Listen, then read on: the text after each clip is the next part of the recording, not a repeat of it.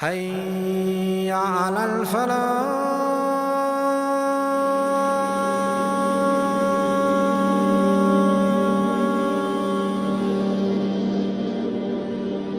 A young man, the age of about 13 years old, in the time of Imam Malik, when Imam Malik was in his middle ages, a young boy by the age of 13, his mother from Mecca, his mother said to him, "My son, you are now well known. You have memorized the whole Quran, and you have memorized hadith, and you have memorized poetry. I want to send you to Imam Malik to learn his adab, his character, before you learn his knowledge." So she got him ready, and she wrote a letter to the Prince of Mecca, the governor of Mecca, who happened to be her cousin. She wrote a letter to him to send a letter to the governor of Medina to go with her son to Imam Malik, basically to intercede for him to become his teacher. So this young boy took this letter from his mother and sent him off, young 13-year-old going through the deserts to Medina, seeking knowledge. He reached the governor of Medina and gave him the letter of the governor of Mecca. And the governor of Medina, his face changed. He started to sweat. The young boy looked at him and said, "What's wrong?" He said, "Wallahi, if the governor of Mecca asked me to walk barefooted in the middle of the desert with nothing on my head, it would be easier than for me to go to Imam Malik's house." Because he had so much respect for him. So the boy innocently said to him, "Well, you don't have to go to him, make him come to you." The governor of Medina laughed and he said, "Come on, let's go." So he went to Imam Malik's house. They knocked on the door and the housemaid, the servant of Imam Malik, answered, and they asked for Imam Malik. She said to him, "Listen, if there is a religious question, right now is not the time. Write it on a paper and he will answer it for you. If you want to learn hadith, go to his circles of dars, they'll be at a certain time. And if it's a government issue, this is not the time, there's another time for it." So the governor of Medina says, "I have a letter for him from the Prince of Mecca." So then the young boy says, a big, tall man, blonde, white, colored eyes, unexpected from the people of Medina, came to the door. Says, I looked up at him and the servant lady brought him a chair, he sat on it. And then he said, "What does the governor of Mecca want from me?"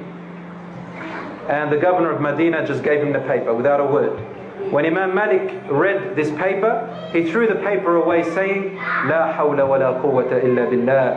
Has it come to this that knowledge now needs connections? He looked at the young boy and the young boy said to him, "May Allah straighten the path of the Shaykh." He said to him, "I am from the lineage of the Prophet ﷺ." So now, basically he obliged the Imam to listen to him. "Ana Qurashi. I have memorized the Quran at the age of 7.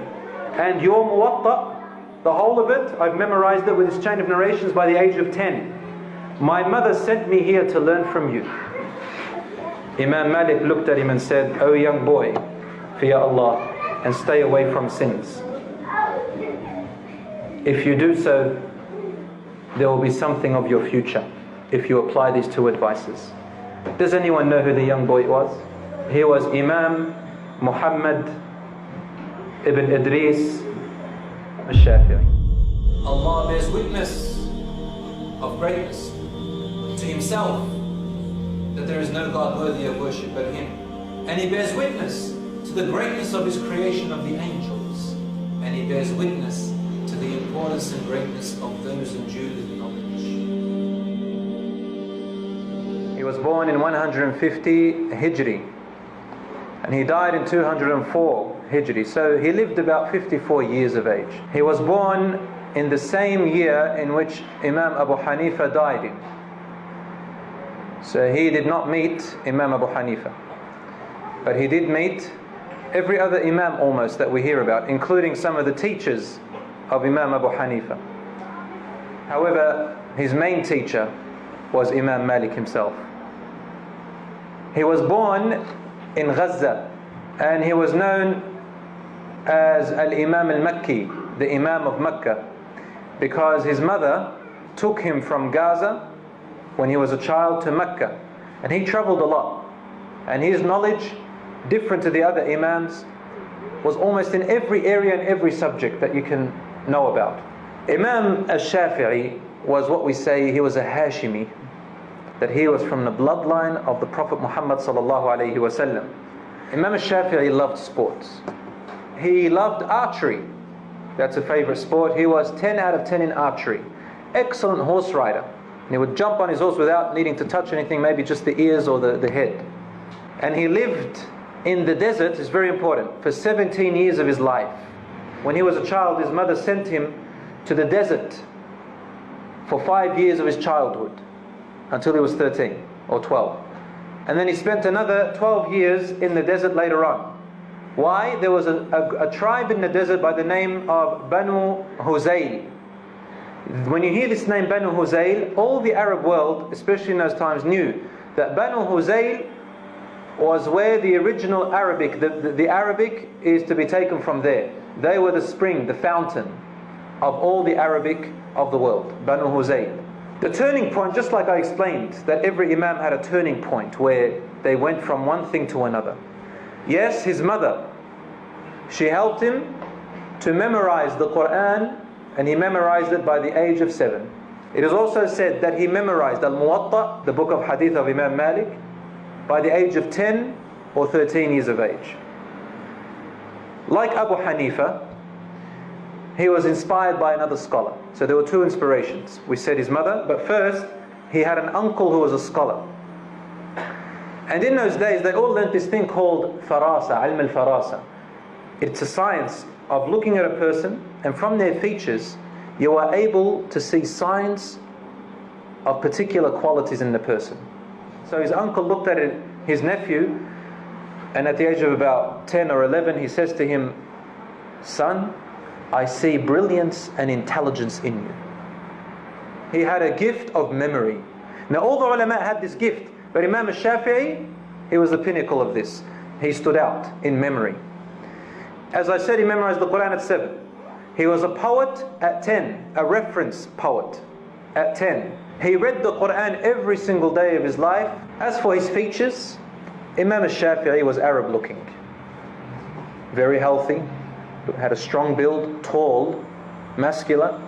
He had a strong presence. When he walked in, everybody stopped and listened and looked at him. He faced many trials in his life, especially with the government. He had an amazing character indeed.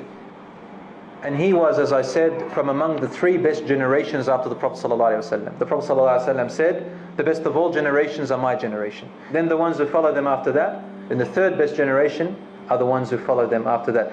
His education and morals and etiquettes and character was exemplary. He accepted any advice from anybody. As soon as you gave him advice, if it had evidence and dalil, he'd listen to you until you finished.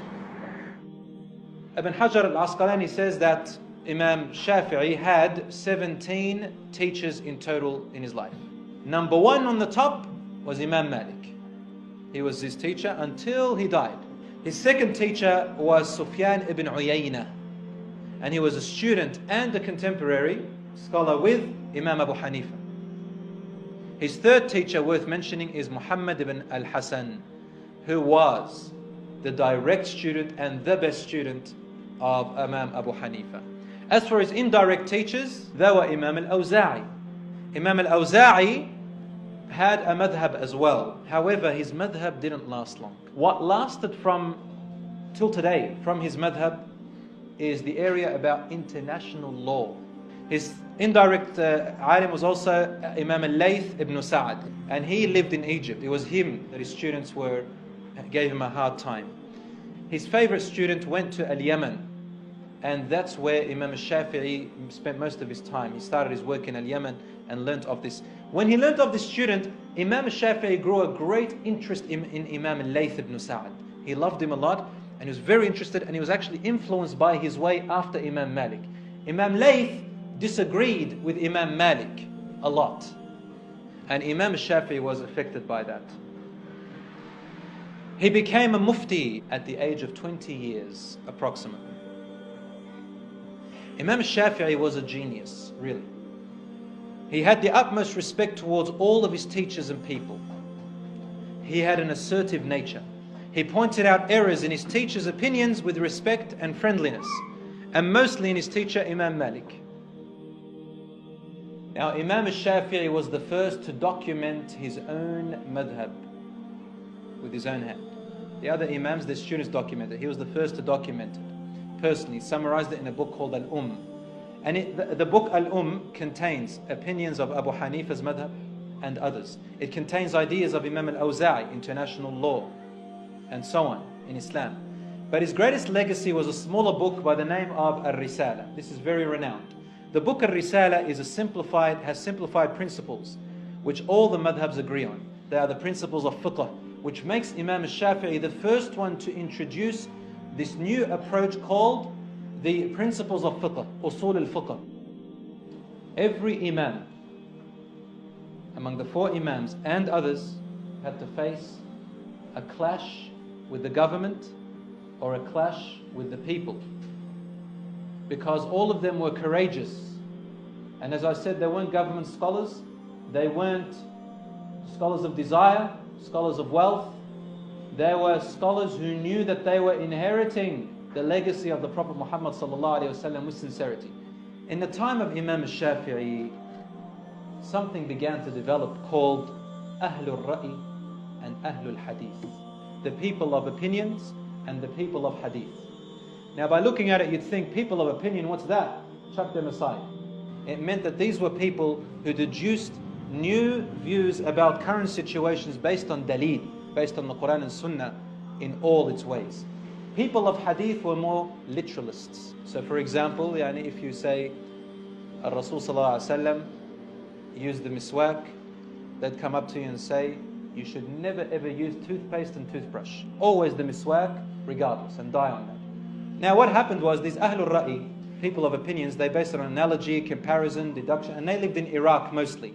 Ahlul Hadith, their priority was to find the text and follow the text, literally, and they were mostly people of Hijaz. Hijaz meaning Medina, Mecca, those areas. Even till today, this is basically almost how it is. Both of them did not violate text, but one was more strict and literal than the other. What was the position of Imam Ash Shafii? He was sort of half-half, somewhere in between, a bit of a balanced approach. Not too much this way, not too much that way. But he also never violated hadith either. His statement was, all of us men of opinions can be disproved except for the owner of this grave. When he was doing his hajj, he looked at the grave of the Prophet ﷺ and he said, all of our ra'i, all of our opinions and views can be rejected and disproven except for the owner of this grave. And he pointed to the grave of Muhammad ﷺ. When Imam Ash Shafii went to visit the grave of Imam Abu Hanifa and he made dua for him. He prayed in his masjid close to the grave where the grave of Abu Hanifa is. When he prayed, he used to lift his hands up after ruku' and when he goes into ruku'. But in Abu Hanifa's madhab, it didn't reach him that this is part of the salat. So he didn't raise his hands. That was his view. So Imam Ash Shafii, for the first time there, they saw him not lifting his hands up in the salat. So they asked him, why did you not follow the view which you know is right in your opinion? He said, because out of respect for the owner of this grave. And he pointed to Abu Hanifa. Ash Shafii's adab and respect in debating is also very renowned. For example, he never raised his voice in any debate.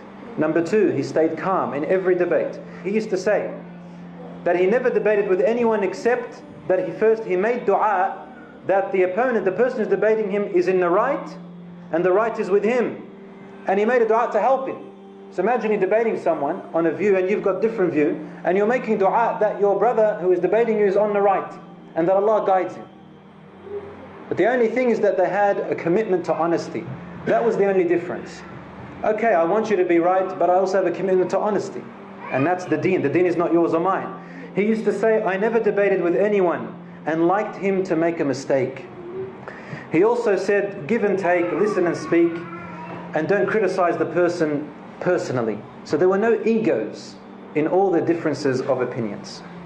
He used to say, throw away my opinion if it goes against the sunnah and take it as my madhab, for this is what we all want.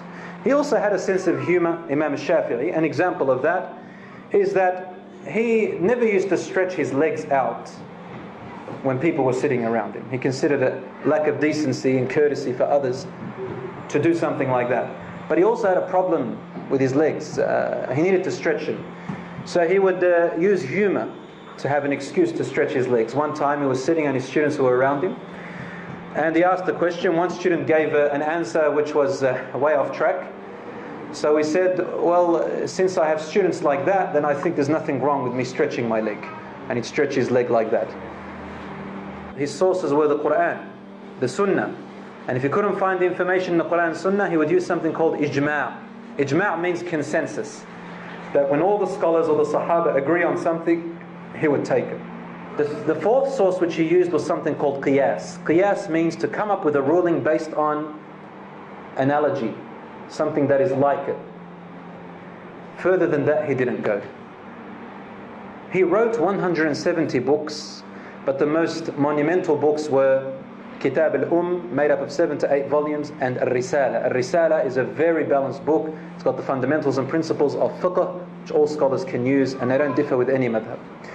My brothers and sisters, the scholars say that the book of Imam Ash Shafii, Kitab they said, you can see the spirit of Abu Hanifa throughout the book Al And he was the one who stood out in saying, listen, he felt that people were following their imams in a zealous approach, like they were prophets almost. So he wanted to break that trend a little bit to say, look, I'm even writing a book correcting some of the views of my own master, and he used to call him master, Imam Malik, to show you that there has to be respect, but at the same time a commitment to honesty. Because of that, the students of Imam Malik, after Imam Malik died, began to hate Imam Ash Shafii. And some familiar scholars who followed the school of thought of Imam Ash Shafii were Al-Bayhaqi, As-Suyuti, Imam Al-Bukhari. They followed the madhab of Imam Ash Shafii. Imam Ash Shafii suffered 2 great trials. One of them was the trial of Khalq al-Quran. There was a people called Al-Mu'tazila, and they came with Greek philosophy thoughts. And these people said that the Quran is created, it's not actually the word of God directly. And one of them was Imam Ash Shafii, who had to face this trial. But the only things that Imam Ash Shafii got out of it, and he said, the Zabur, the Injil, the Torah, and the Quran, these 4 are created. What he meant was, these 4 fingers are created. It didn't mean that the words of Allah are created. And they liked it, the government liked it, and they said, okay, let all the Imams that say the same thing. But Imam Ahmad was the only one who stood firm on it. The second trial Imam Shafi'i really went through, with which Imam Ahmad didn't go to that extent, was a very sensitive political problem, which was the issue of Ahlul Bayt. In those days there was no such thing as Shia yet, but there were some people developing from among the people who started to claim love for the family of the Prophet ﷺ in a zealous way, in an extreme way. Whereupon they began to give them overpraise. And then he started to enter into the political arena. There were 2 great empires, they were called Bani Abbas and Bani Umayyah. Bani Abbas were more linked to the Prophet ﷺ's line from his uncle Abbas, and Bani Umayyah more from the Muawiyah side. But they were all cousins. They were all from Banu Hisham. But they had this hate towards each other, and each one claimed that the Khilafah should be for them. Banu Abbas said, we're the ones, and we carry more of that bloodline. The other side of Umayyah, they said, no, we carry more of that bloodline. And then there was another group called the Alawites, not the Alawis of today, the Alawites as in the ones who carried the blood that went back to Ali radiallahu anhu. And these Alawites in those days were actually great people. We're talking about Zainul Abidin, the son of Ali radiallahu anhu, who existed at the time of Abu Hanifa. He went up against the government, and Abu Hanifa supported him. In the time of Imam Ash Shafii, this was developing. This was getting worse. This idea of Ahlul Bayt and the Khilafah should be for Ahlul Bayt. And the problems were, who are Ahlul Bayt? The Umayyads has taken over the Abbasids at that time. And the Abbasids claimed Khilafah. And they said, we've got to take it back. Our bloodline is more important. Anyone revolting against the government about this, they were killed on the spot regardless of their status, even if they were Imam Ash Shafii himself. until there came a Khalifa called Imam Harun al-Rashid. In his time, there was a ruler in Yemen. This ruler in Yemen did not like Imam Ash Shafii, because Imam Ash Shafii used to warn people and say the ruler of Yemen is an unjust ruler. Like all the other Imams, they did not fear for the sake of Allah. And he spoke about injustice.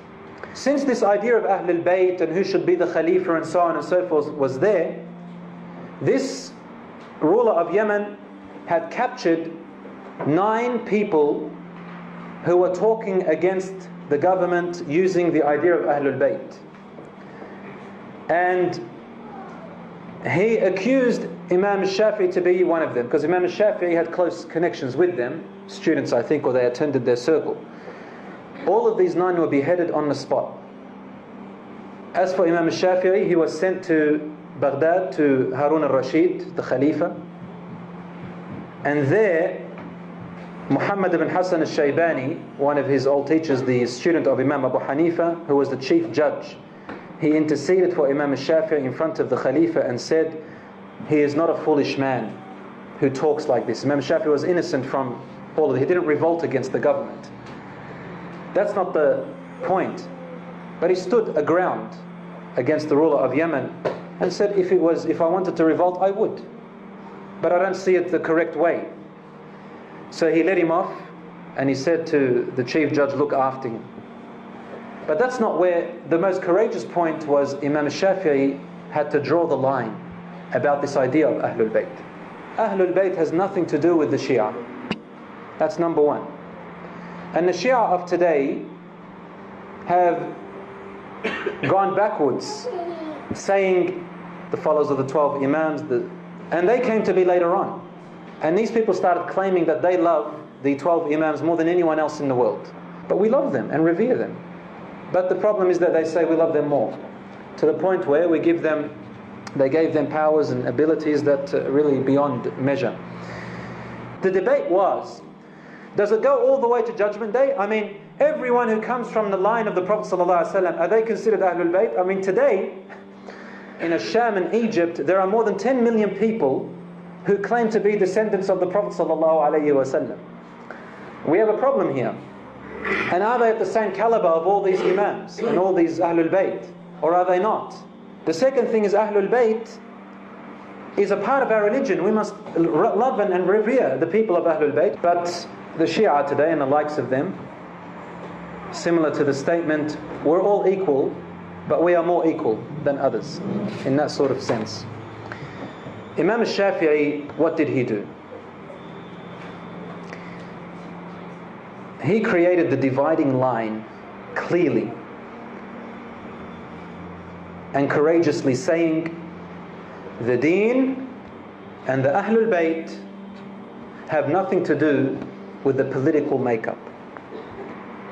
Don't anyone come around and say that the Khalifa has to be from Ahlul Bayt and that the political movement and you fight over bloodline and all that stuff. He said you have to separate between these two. And for this reason, some people got jealous of Imam Shafi'i and they started claiming that he's a Shi'i later on in history, and they said that he is a sympathizer of them, and some of them said that he doesn't love Ahlul Bayt, and all these people became jealous of him. They also accused Abu Hanifa and Malik as being Shia later on, just because they studied under people of Ahlul Bayt. They studied under Imam Ja'far al-Sadiq, revered and great Imam of Ahl Sunnah. People like Muhammad al-Baqir, great Imam of Ahl Sunnah. And these 3 Imams were students of them. Just because they're students of them doesn't make them Shia or anything like that. The second accusation that they made against Imam Shafi'i was that he was a worshipper of reasoning and philosophy. Again, only because he had studied under a great scholar who was an expert in ilm al-kalam, philosophy interpretation. Just because he studied under him does not make him like that. But he has nothing to do with either philosophy or Shia at all. Abu Hanifa considered that, different views to Imam Shafi'i. He considered that Bani Umayyah and Bani Abbas were illegitimate Khalifas. Imam Malik agreed but differed about some other aspects. Imam Ash Shafii said, the Khilafah, it is not a must for the Khalifa to be from the Prophet's family. Because the Prophet ﷺ said, people said, Ya Rasulullah, if you die, who becomes the Khalifa? From your family? And he replied by saying, this matter, the Khilafah, Allah places whomever He finds, He wills to be in this place. So He didn't say it has to be from my bloodline.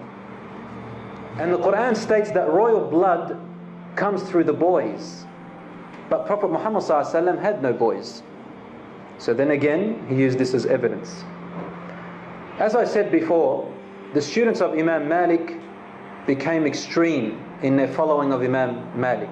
And after he died, Imam Ash Shafii found that people were saying, قال رسول الله, and the others would say, قال الإمام Malik.